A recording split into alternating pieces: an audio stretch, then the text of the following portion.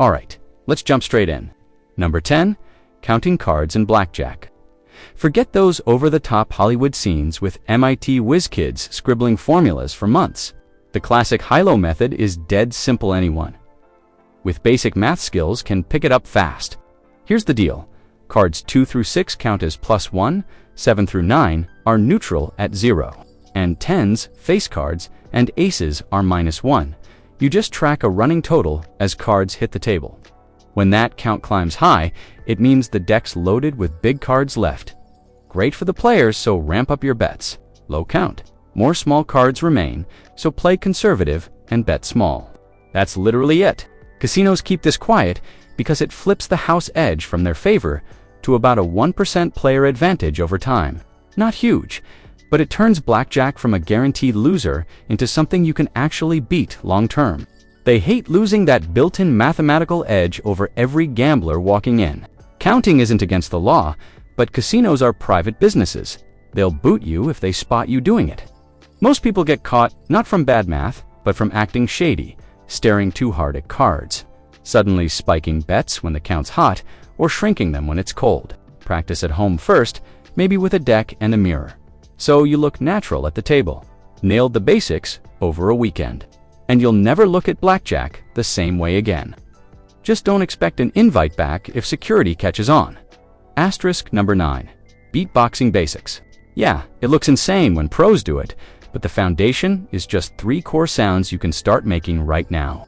Kick drum. Say boot, but drop the S. Boot, boot. Hi-hat. That sharp TS or TSS hiss. Snare. PF for Kai. While pushing air out the side of your mouth for that crisp snap. String those together in a simple pattern kick, hi-hat snare, hi-hat hand. Boom. You've got a basic beat. Your throat might feel wrecked after a few hours, but push through, and by the next day, it'll start sounding legit. Pros add layers and crazy effects over years, but the entry-level stuff? A couple days of annoying your roommates is enough to drop a solid rhythm. Avoid practicing while eating or sipping anything, trust me. Keyboards don't forgive spit takes. Asterisk number 8. Touch typing without looking. If you're still pecking keys like it's your first day on a computer, this one's a game changer. You can lock in over a weekend. Commit to proper finger placement, no cheating. Even if it means typing hello takes forever at first. It'll feel brutal for the first 6 to 8 hours. Fingers like bricks, brain yelling to go back to old habits. But force it, no hunt and peck exceptions. Around hour 7 or so, your muscle memory kicks in. Letters stop feeling random, and speed starts creeping back. By Sunday night, you'll be close to your old pace, but actually typing right. Your brain builds those neural pathways quick when you don't give it an out. Think about all the hours you waste typing emails, texts, reports. Multiply that over years. One rough weekend of discomfort buys you speed and efficiency forever. Most courses drag it out for months to justify fees. You can crush the real work in 48 hours. Asterisk number 7. Basic video editing. People think you need film school or pro gear to make decent videos, but modern free software turns you into an editor fast. Grab DaVinci, Resolve, it's free, and Hollywood, and focus on 3 things. Cutting clips, hit C, or whatever shortcut. Dragging them around on the timeline like files, and dropping in music the same way. That's 90% of what most YouTubers do. Trim boring parts. Sequence the good stuff. Add a track. You can learn the fundamentals in a few hours, then spend the weekend practicing on phone footage or whatever. Fancy transitions, text overlays, effects. Those are quick site tutorials later. Your first edit won't win Oscars, but it'll look purposeful instead of random. Stop waiting to learn everything, just cut, arrange, soundtrack.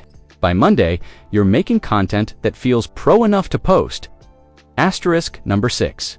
Simple sleight of hand with a coin vanish.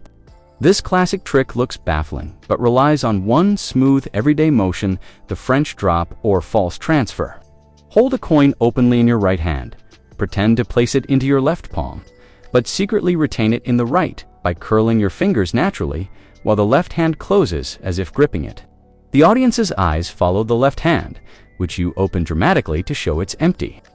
The real secret isn't flawless mechanics, it's relaxed misdirection and casual acting.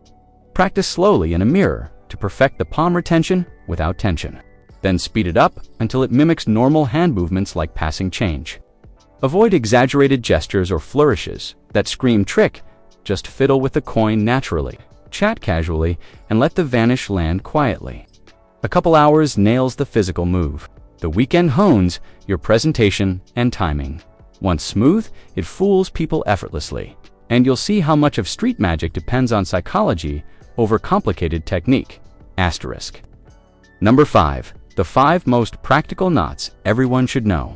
Stop struggling with loose loads or failed ties. These basics handle almost any real-world need. The bowline creates a secure, fixed loop that won't slip under load, yet unties easily, even when wet or stressed. Ideal for rescue, mooring, or hauling. Clove hitch ties quickly to poles, rails, or posts for temporary anchors like securing tarps or tents. Figure 8 on a bight forms a strong, reliable loop that's nearly impossible to jam accidentally, great for climbing anchors or attaching to harnesses. Sheet bend joins 2 ropes of similar or different diameters securely, acting as a universal connector when you need to extend line. Trucker's hitch gives mechanical advantage like a pulley, letting you crank down tension on straps, tarps, or loads without brute force. Grab some paracord shoelaces or spare ropes. Spend an hour learning each step by step. Plenty of free diagrams online. Then the rest of the weekend tying and untying under tension until they're second nature. These knots prevent gear loss, save time, and handle emergencies better than guessing or tape. Asterisk number 4. Forget the myth that fresh pasta requires special tools or secret family recipes. It's just flour and eggs in the right ratio. Measure about 200 grams flour, roughly 2 cups. Mound it on your counter like a volcano. Crack 3 large eggs into the center. Then gradually mix with a fork until it forms a shaggy dough. Knead firmly for 8 to 10 minutes until smooth and elastic. It should feel soft like your earlobe. Wrap tightly and rest 30 minutes to relax the gluten. Roll it thin using a rolling pin or wine bottle in a pinch, dusting lightly with flour to prevent sticking. Fold accordion style and slice into strips for fettuccine or tagliatelle. Total active time is under 2 hours, mostly resting and rolling.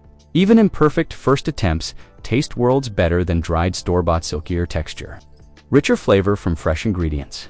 Impress friends or family with homemade pasta while knowing it's shockingly simple, with just elbow grease and 2 basic pantry staples. Asterisk number 3. Solid knife skills for cooking. Pros make chopping look effortless, but functional speed comes from grip, technique, and practice rather than talent. Adopt the claw grip. Tuck fingertips under like a claw so the flat of the knife blade glides against your knuckles instead of slicing fingers. Use a sharp knife hone regularly. Sharpen when needed and let its edge do the work. Rock or push cut gently instead of chopping down hard. Start slow with onions, carrots, potatoes, or bell peppers. Focus on consistent slices first, then dice by stacking and cutting crosswise.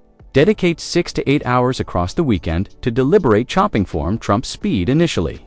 You'll notice prep time halves, fewer tears from onions cut root last, and safer, more confident kitchen work. Sharp knife plus proper grip turns tedious prep into quick, enjoyable cooking. Asterisk number 2. Ukulele basics. This 4-string instrument is the ultimate beginner-friendly cheat code. Far easier than guitar thanks to soft nylon strings and compact size. Master just for chords C, G, A, M, F in 1. Solid afternoon. Most use simple finger shapes like peace sign for C and G. Strum downward with your thumb or fingers in a steady rhythm. Then look up free chord charts or tabs for popular songs that recycle these exact chords. I'm Yours by Jason Mraz, Riptide by Vance Joy, or classics like Somewhere Over the Rainbow. Practice anywhere since it's portable and quiet. Fingertips might ache slightly at first, but calluses build fast on nylon. You won't sound like a virtuoso after a weekend, but you'll play recognizable melodies that get smiles or sing, revealing how many hit songs rely on the same handful of chords plus good lyrics. Asterisk number 1. The Memory Palace Technique. Your brain sucks at random lists but loves locations and bizarre stories. Pick a familiar spot, like your house. To remember anything, turn items into wild, vivid images and place them along a route. Grocery list entryway has a cow in a tutu doing yoga milk. Living room chicken laying golden eggs on the couch.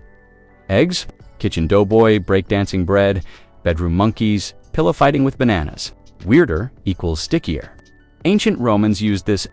Memory champs memorize decks in seconds with it.